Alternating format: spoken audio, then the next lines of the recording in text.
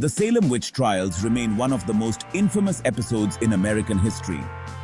This tragic period, characterized by mass hysteria, paranoia, and injustice, saw the execution of 20 innocent people and the imprisonment of many more. Let's delve into the details of this grim chapter in the late 17th century.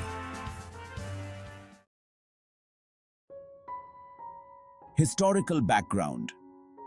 The Salem Witch Trials took place in 1692 in the Massachusetts Bay Colony, specifically in the towns of Salem Village, now Danvers, Salem Town, Ipswich, and Andover.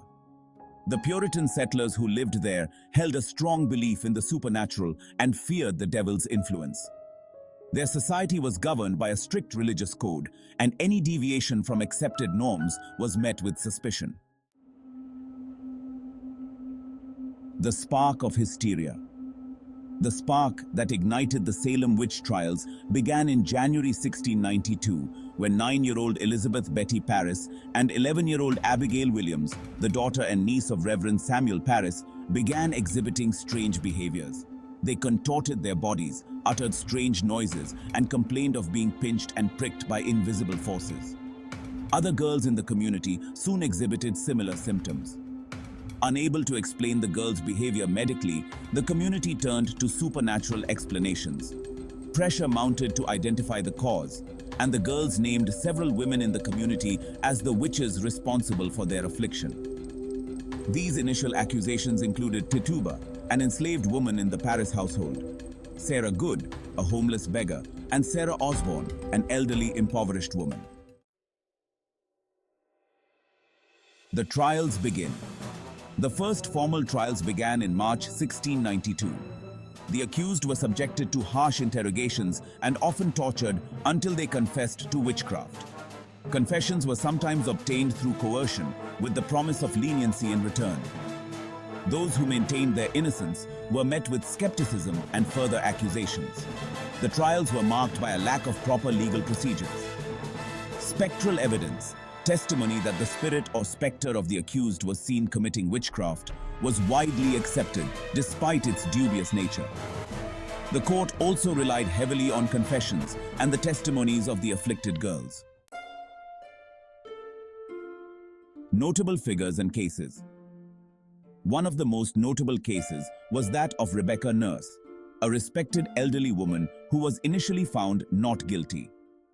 However, the public outcry following her acquittal led to a reconsideration of her case, and she was ultimately convicted and executed. Her execution highlighted the extent to which fear and hysteria had overridden reason and justice. Another significant figure was Giles Corey, an elderly farmer who refused to enter a plea when accused of witchcraft.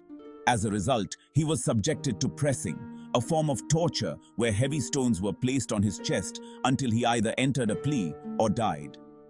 Corey's defiant last words, "More weight," have become emblematic of the trial's brutality. By the autumn of 1692, the hysteria began to wane as doubts about the validity of the trials grew. Prominent figures, including Increase Mather, president of Harvard College, and Governor William Phips, started to question the reliance on spectral evidence and the fairness of the trials.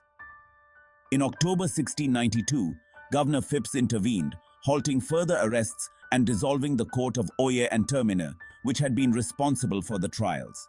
In January 1693, the newly established Superior Court of Judicature replaced the previous court and required more substantial evidence for conviction. By May 1693, the remaining accused were released, and the Salem Witch Trials officially came to an end.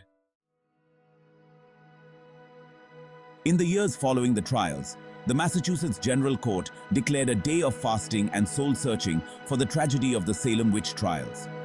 In 1702, the trials were declared unlawful, and in 1711, the colony passed a bill restoring the rights and good names of those accused, granting financial restitution to their heirs. The Salem Witch Trials have left a lasting legacy as a cautionary tale about the dangers of mass hysteria, scapegoating, and the breakdown of due process. They serve as a reminder of the importance of justice, rationality, and the protection of individual rights in the face of fear and paranoia. The Salem Witch Trials stand as a dark chapter in American history, reflecting the consequences of allowing fear and superstition to override reason and justice. As we look back on these events, it is crucial to understand the broader historical context and learn from the mistakes of the past to ensure that such a miscarriage of justice never happens again.